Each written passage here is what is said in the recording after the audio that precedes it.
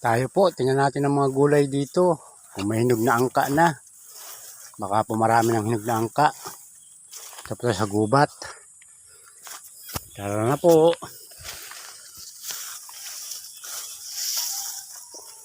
Bulasan. Ito ay lumang bahay na oh. Ito. Yan po oh. Dami. Dami na. Hindi ko kung hinog na po yan.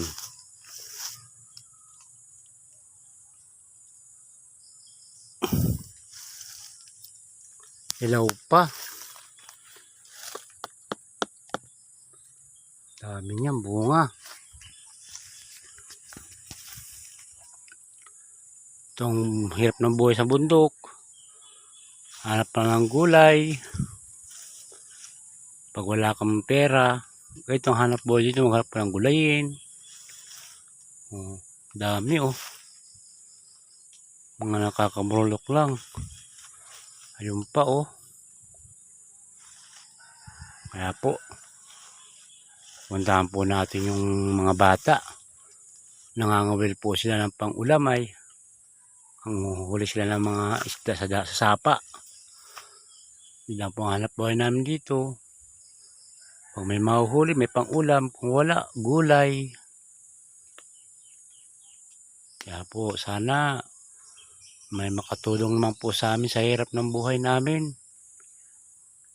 Yun po mga manonood dyan na may mabubuting kalooban. Sana matulungan nyo kami. Maraming salamat po. Kami po'y umaasa na inyong tulungan. Yung iba po dyan, pakipollow po, share, comment po. Kung kayo po ay nasiyan sa aming upload, pasensya na po kayo.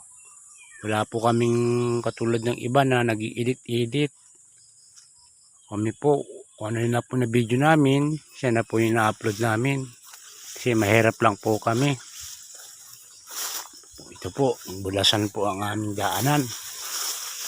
Salamat po. Oh, dami. May mga nyugan. Yun, may mga angka pa. Kaso nabubulok na. Yan oh, bunga ng nyug. Bulasan po ang daan dito. Oh.